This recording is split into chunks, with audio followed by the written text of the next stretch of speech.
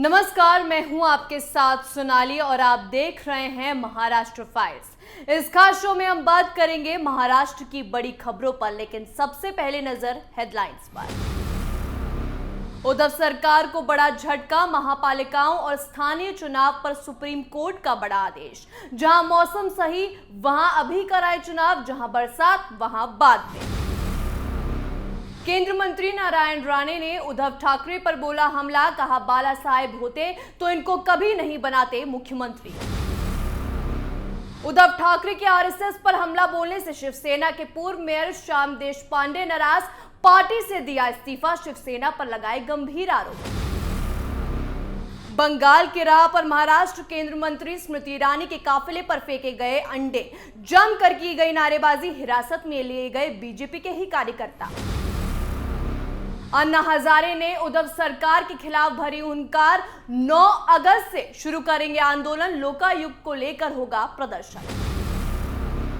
सुर्खियों के बाद अब रुक कर लेते हैं खबरों की ओर। आज खबरों की शुरुआत करेंगे सुप्रीम कोर्ट के एक आदेश से, जिससे महाराष्ट्र के उद्धव सरकार को एक बड़ा झटका लगा है। दरअसल महाराष्ट्र नगर पालिका समेत स्थानीय निकायों के चुनाव को लेकर सुप्रीम कोर्ट में मंगलवार को सुनवाई हुई। इस दौरान राज्य चुनाव आयोग की तरफ से दाखिल की गई एक याचिका पर कोर्ट ने सुनवाई करते हुए सवाल किया कि जहां पर बरसात का बहुत असर नहीं होता वहां चुनाव कराने में क्या दिक्कत है। आपको बता दें कि चुनाव आयोग की तरफ से दाखिल याचिका में दलील दी गई थी। चुनाव आयोग की दिक्कत थी कि अगर कोर्ट के 4 मई को दिए आदेश के मुताबिक चले तो 31 जुलाई के बाद ही प्रत्यक्ष चुनाव कार्यक्रम जारी करना संभव है। इसके बाद अगस्त सितंबर में बरसात की वजह से चुनाव करवाना मुश्किल है। ऐसे में अक्टूबर में ही चुनाव करवाए जाएंगे, जिस पर कोर्ट ने मंगलवार को सुनवाई की। और इस दौरान सुप्रीम कोर्ट ने विदर्भ और मराठवाड़ा में स्थानीय निकायों को चुनाव तुरंत करवाने को कहा। मुंबई और कोंकण जैसे क्षेत्र जो बरसात से बहुत ज्यादा प्रभावित हैं, वहां नगर पालिका और बाकी स्थानीय निकायों के चुनाव मॉनसून के बाद कराने के निर्देश दिए। सुप्रीम कोर्ट ने अपने आदेश में कहा है कि जहां बरसात का असर ज्यादा है वहां चुनाव मॉनसून के बाद करवाने की बात समझ में आती है, लेकिन जहां बरसात का असर कम है वहां चुनाव को टालने का कोई मतलब नहीं है। सुप्रीम कोर्ट ने राज्य चुनाव आयोग को यह निर्देश दिया है कि वो जिलेवार तरीके से स्थितियों की समीक्षा करें और बरसात की स्थिति को ध्यान में रखकर चुनाव की तिथियां तय करें। कोर्ट का यह आदेश ठाकरे सरकार के लिए बड़ा झटका है, क्योंकि सुप्रीम कोर्ट ने ओबीसी आरक्षण को रद्द कर दिया था और हिदायत दी थी कि किसी भी हालत में आरक्षण की सीमा 50% के लिमिट को क्रॉस नहीं कर सकती।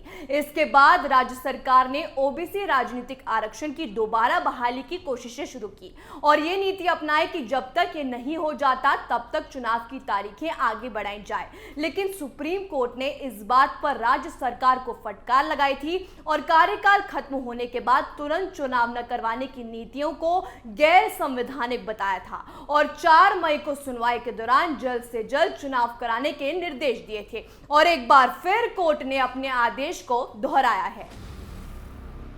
एक तरफ जहां सुप्रीम कोर्ट ने उद्धव सरकार को झटका दिया, तो वहीं दूसरी तरफ केंद्रीय मंत्री नारायण राणे ने भी उद्धव सरकार को जमकर लताड़ लगाई। केंद्रीय मंत्री ने उद्धव ठाकरे पर हमला बोलते हुए कहा और बोला कि बाला साहेब जिंदा होते तो उद्धव ठाकरे को कभी महाराष्ट्र का मुख्यमंत्री नहीं बनाते।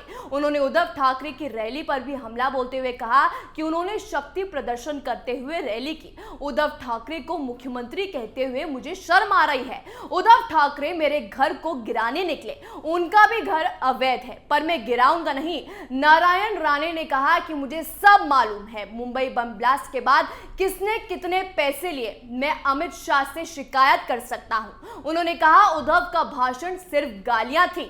चुनाव से पहले छत्रपति शिवाजी का नाम लेना, हिंदुत्व का नाम लेना और चुनाव के बाद नोट छापते बैठना, इसमें मैं भ्रष्टाचार भी नहीं कहूंगा, अनाचार, कदाचार और अराजकता शुरू है। है। सीएम उद्धव ठाकरे की शनिवार की मुंबई रैली और भाषण विवादी और विनोदी था, उसमें बस मजाक था, मस्करी था। वो शिव संपर्क अभियान नहीं कर रहे हैं, वो गाली गलौज संपर्क अभियान कर रहे हैं। टोटल बोगस भाषण था, एक भी घोषणा नहीं, एक भी योजना नहीं। उद्धव ठाकरे ने अपने भाषण में राज ठाकरे की खिल्ली उड़ाते हुए कहा कि जैसे मुन्ना भाई को सपने में गांधी आते थे और बाद में उसे पता चला कि उसके भेजे में केमिकल लोचा हो गया है, उसी तरह महाराष्ट्र में एक शख्स को भगवा शॉल ओढ़कर ऐसा लगता है कि वो बाला साहेब ठाकरे जैसा हो गया है। इस पर राणे ने उद्धव को लताड़ते हुए कहा कि इनको दाऊद का नवाब भाई चलता है, मुंबई का मुन्ना भाई नहीं चलता। अपने ही भाई को ये मुन्ना भाई बता रहे हैं, केमिकल लोचा जैसा शब्द इस्तेमाल में ला रहे हैं। वाह रे सांस्कृतिक मुख्यमंत्री।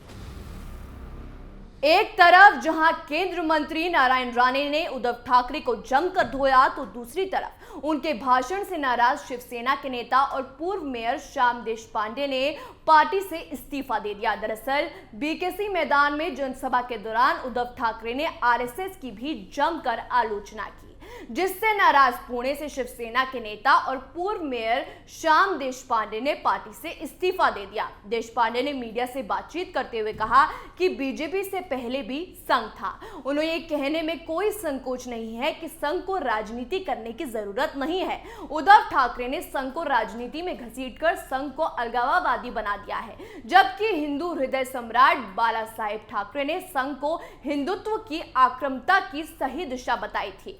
आज आरएसएस की आलोचना करके उन्होंने साफ कर दिया है कि वो दिशा भटक गए हैं, इसलिए अब मैं शिवसेना में काम नहीं कर सकता हूं।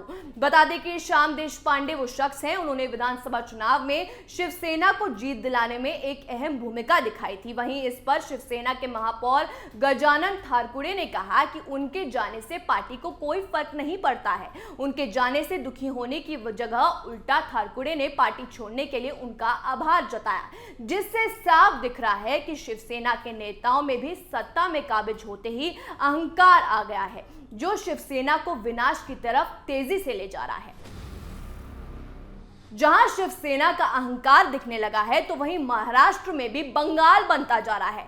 दरअसल सोमवार को केंद्र मंत्री स्मृति ईरानी गृह मंत्री अमित शाह पर लिखी गई एक किताब के विमोचन के सिलसिले में पुणे पहुंची थी, जहां एनसीपी के कार्यकर्ताओं का झुंड कार्यक्रम स्थल तक पहुंच गया, जिसमें बड़ी तादाद महिलाओं की थी। पुणे के बाल गंधर्व रंग मंदिर के अंदर हो रहे कार्यक्रम के दौरान एनसीपी कार्यकर्ता महंगाई की रानी स्मृति ईरानी का नारा लगाने लगे।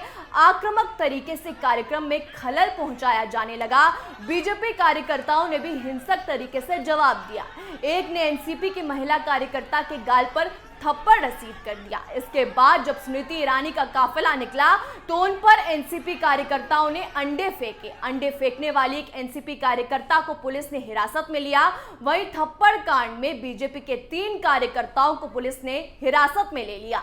कार्यक्रम से पहले स्मृति ईरानी जिस होटल में ठहरी थी, वहां भी एनसीपी कार्यकर्ताओं ने घुसने की कोशिश की। पुणे पुलिस ने रोक दिया तो वो कार्यक्रम स्थल तक पहुंच गए, यानी पूरा अराजकता का माहौल था। वो कहावत है कि जब सैया थानेदार तब डर काहे का, जो एनसीपी पर बिल्कुल सटीक बैठ रही है। आपको बता दें कि एनसीपी का गठन गांधीवादी विचारधारा पर हुआ था और उसने स्मृति ईरानी के काफिले पर अंडे फेंककर अपना गांधीवाद दिखाया। यानी एनसीपी का वही हाल है जो बंगाल में तृणमूल कांग्रेस का है, जहां सत्ता से दूर होने पर तृणमूल कांग्रेस आंदोलन, हड़ताल, बंद की राजनीति करती है और जब सत्ता में होती है तब तो किसी का डर ही नहीं होता।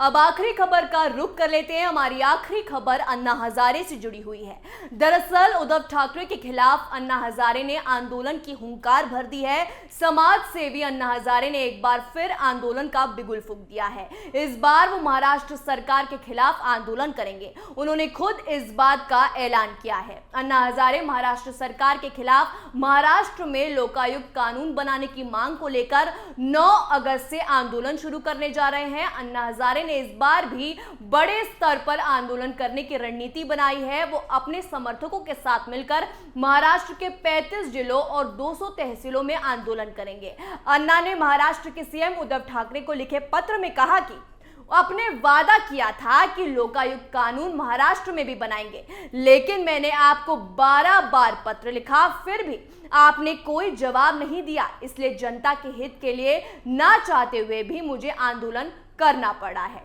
तो ये थी महाराष्ट्र से जुड़ी 5 बड़ी खबरें। महाराष्ट्र फाइल शो में आज के लिए बस इतना ही। कल हम आपसे कुछ और नई खबरों के साथ मुलाकात करेंगे। तब तक के लिए देखते रहिए कैपिटल टीवी। नमस्कार।